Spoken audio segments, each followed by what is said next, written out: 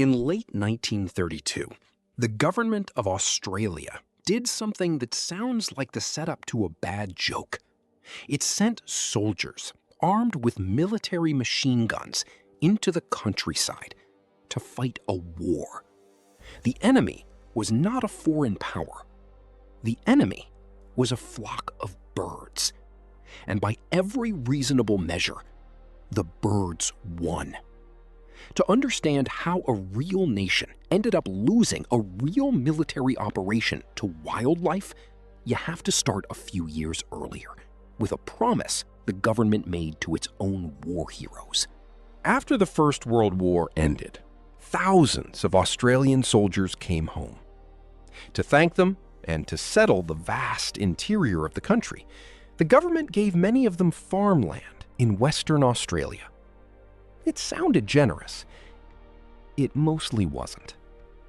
A lot of this land was marginal, dry, remote, and hard to farm. The veterans were told to grow wheat, and they were promised support and subsidies to help them survive. Then, the Great Depression hit. Wheat prices collapsed. The promised subsidies were slow to appear, or never appeared at all. By 1932, these former soldiers were broke, exhausted, and clinging to crops they desperately needed to harvest.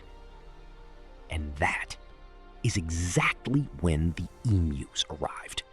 An emu is a large, flightless bird native to Australia. It stands up to about 6 feet tall, it can sprint at speeds near 30 miles an hour, and it is far tougher than it looks. It is the second largest living bird on Earth after the ostrich, and it has been roaming the Australian continent for millions of years. These were not delicate creatures.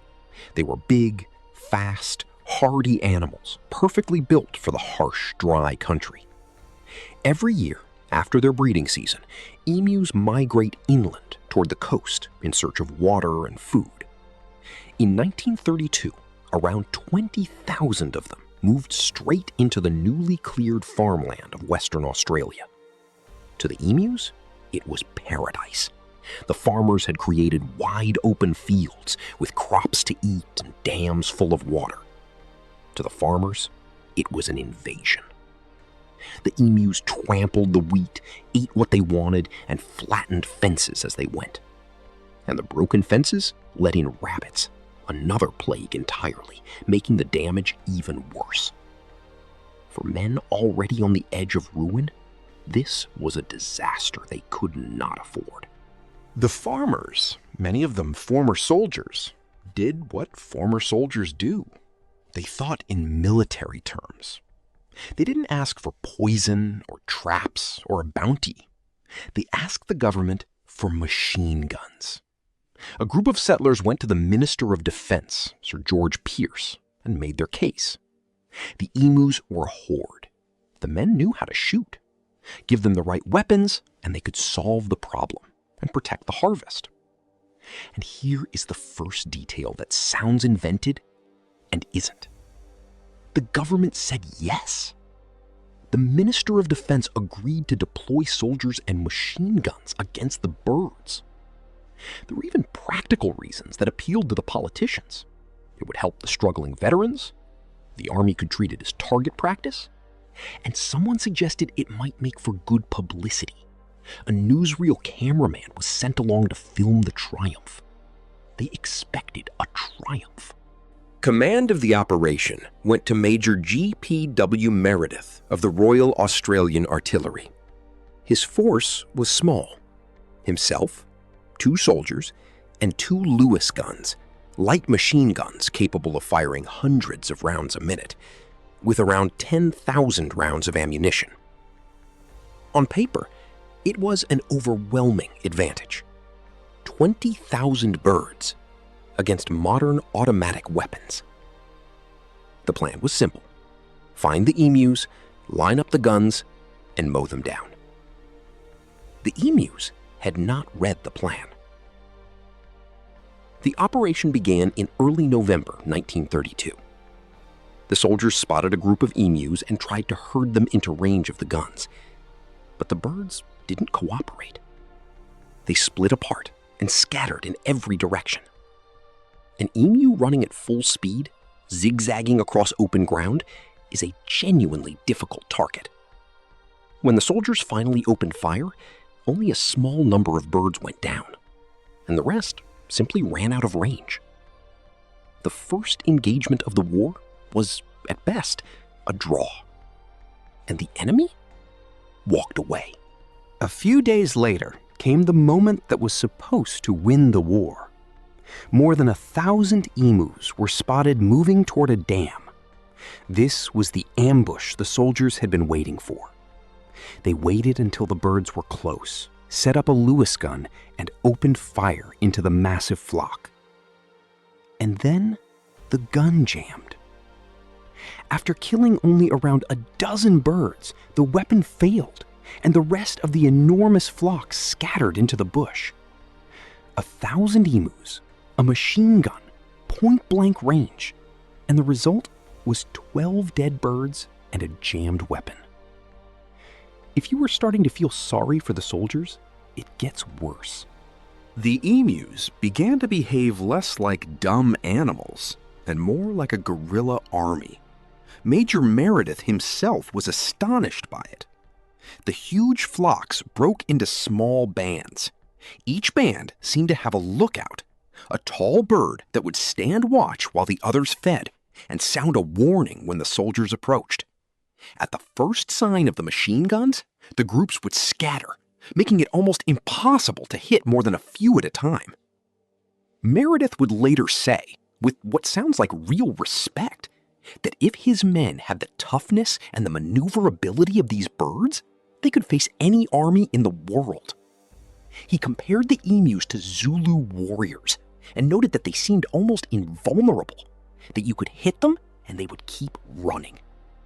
The birds were, in his words, like tanks. An ornithologist who studied the campaign later summed it up perfectly. He said the machine gunners had dreamed of mowing the emus down in dense masses, but the emus had other ideas. The dense masses never appeared. Instead, the birds spread out, kept their distance, and adopted exactly the kind of loose, scattered formation that makes a machine gun nearly useless. Whether they meant to or not, the emus had stumbled onto the single best defense against the weapon being used against them. So the soldiers tried something new.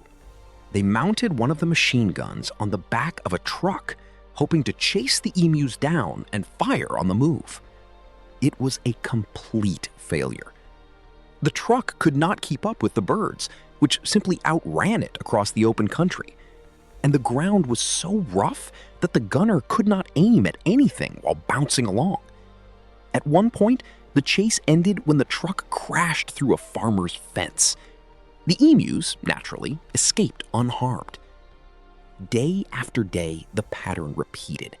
Enormous numbers of birds, enormous amounts of ammunition, and almost nothing to show for it. After about a week, the numbers were embarrassing. The soldiers had fired roughly 2,500 rounds of ammunition.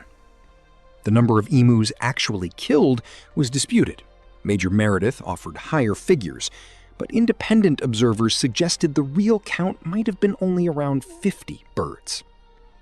By the most charitable math, that was dozens of rounds for every single emu. By the harshest, the army had spent a fortune in bullets to make almost no dent in a flock of 20,000. The story reached the national parliament, where politicians and the press tore into it. A military operation against birds, costing real money in the middle of a depression, and losing. The mockery was relentless. One politician suggested that medals should be struck for the campaign, and that if anyone deserved them, it was the emus, who had won every round. The Minister of Defense, the same man who had approved the guns, was now the punchline of a national joke. In the chamber, members asked whether a medal would be issued for the campaign, and if so, whether it should go to the emus, who had clearly come out on top in every engagement. Newspapers picked up the phrase, and the whole affair was christened half in jest and half in earnest, the Emu War. A war the army was visibly losing to birds. The first operation was called off, and the soldiers were withdrawn. But the emus were still out there, and the crops were still being destroyed. So under continued pressure from the desperate farmers, Major Meredith was sent back into the field later that month for a second attempt. This time, the results were a little better. Over the following weeks, with better tactics and a lot more patience, the soldiers did manage to kill a larger number of birds. By Meredith's final report, somewhere around 1,000 emus had been shot, but it had taken nearly 10,000 rounds of ammunition to do it. Roughly 10 bullets per bird. And even that did not solve the problem. There were still tens of thousands of emus. The migration would happen again the next year, and the army had no intention of fighting this war forever. When the farmers asked for military help again in later years, the government refused. The Great Emu War was over, and no one in Canberra wanted to repeat it. In the end, the problem was managed not by soldiers, but by far less glamorous methods. The government introduced a bounty system, paying farmers for each emu they dealt with themselves, which proved far more effective than machine guns. And over the following years, Western Australia built enormous exclusion fences, hundreds of miles long, to keep the emus out of the farmland for good. Fences, it turned out, beat firepower. The emus, meanwhile, were never in any real danger as a species. There were still hundreds of thousands of them across Australia today, thriving, completely unbothered by the fact that a national army once declared war on them and lost. And that is the part that's so easy to laugh at and so easy to miss at the same time. A modern industrial nation with trained soldiers and automatic weapons set out to defeat a flock of birds, and the birds simply refused to lose.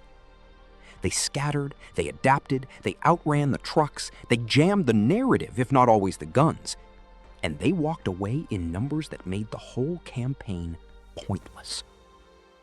The Australian Army went to war against the emus in 1932, and the emus won. That's real. If this one made you smile, the like button genuinely helps the channel. And if you want more stories that should be fiction but aren't, we post every Monday, Wednesday, and Friday. Subscribe so you don't miss what's next.